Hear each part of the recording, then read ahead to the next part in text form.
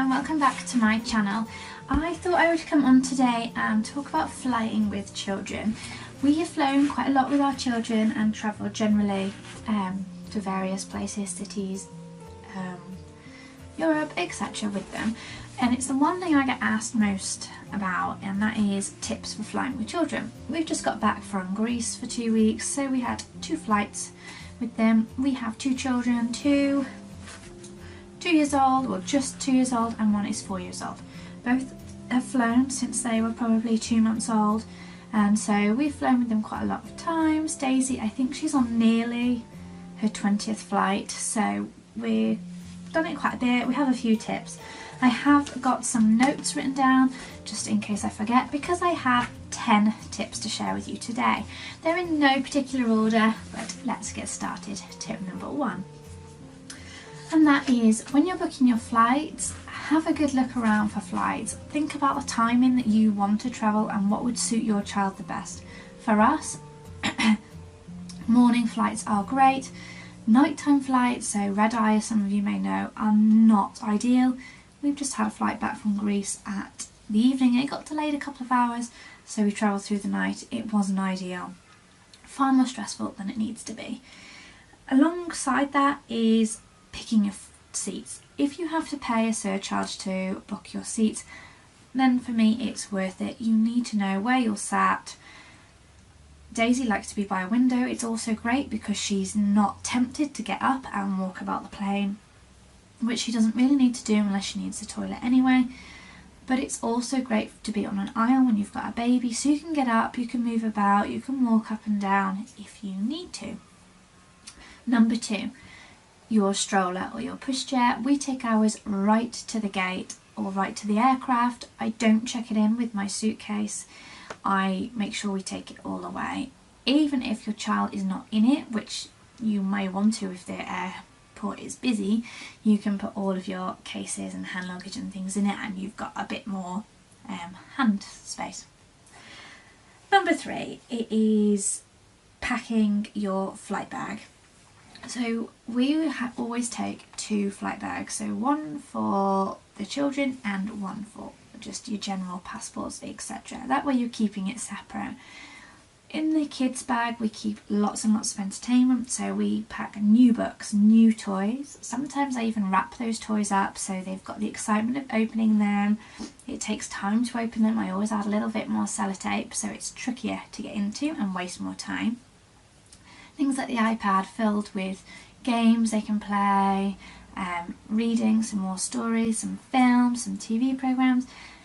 You just want lots and lots of options there to be able to entertain them with. Tip number 4 would be snacks. So we always make sure our children eat before we fly, or a little while before. That way they're not starving hungry, grumpy as you're waiting to board, waiting to find your seat, waiting for takeoff, etc. But we do take lots of snacks with us. We like to take snacks that aren't too messy, so I try to avoid chocolate if I can. Things like lollipops are great because they help with sucking too, for your ear pressure when you're taking off and landing. Crisps, biscuits. You can buy biscuits in pre-sealed mini portions, which are great, that kind of thing. Fruit pouches are great for children, but just be aware that I would buy them when you're into the airport, because otherwise they always come up on security because of the potassium in the banana, just in case you didn't know that. Number 5 is always take a change of clothes. I take this for both children. Daisy is now 4, so she's been toilet trained for a very long time now, so doesn't really have accidents, but if they were to spill a bottle of water over them, they were, God forbid, be sick, have any other kind of accident, you've got that. They need to be comfortable on a flight, especially if you're travelling quite a way. Next one is to make friends with other passengers. I know this sounds ridiculous, and it's my husband's worst nightmare, but I always make sure I give a little smile to the person next to us or in front of us or behind when they are getting into their seat, because you just don't know how that flight's going to go, and you want them to be on your side rather than tutting and eye rolling, which we never really had much of. We've been very lucky. but we always generally try to make an effort with the passengers around us. I've already mentioned with the lollipop sucking to take off. If your child has a dummy, or what if you're in the States you may call a pacifier, then I really recommend they have that to hand. The biggest tip would be for them to have either water or milk or whatever you would give your little one. So for our 2-year-old, he still has milk to go to sleep, so I give him a bottle of milk for takeoff and landing. And not only does it help because he's sucking stop his ears from popping, but it also hopefully will get him to sleep, or at least relax for that period of time. A big one would be, don't take notice of other people. If you think that they're tutting and rolling their eyes or cursing you because your child is crying, or they're being a little bit noisier than usual, they're singing their nursery rhymes loud, just try to block them out. It is highly unlikely that they're doing that. We've done lots of flights and we've never had an issue, but I know that it could be on your mind because you just expect people to be like that. But just try to block it out, focus on you and the children, and you've paid as much as anybody else for those seats, so don't worry about it.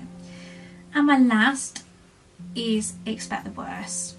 We have had one, maybe last night's flight was pretty bad, but one bad flight where Alex was only little and he cried for the whole duration from England to Cyprus, so 5 hours, and it was pretty awful. But other than that, that's the only really nasty flight we've had. But if you expect the worst, then anything better is a bonus. But yeah, they are my top tips.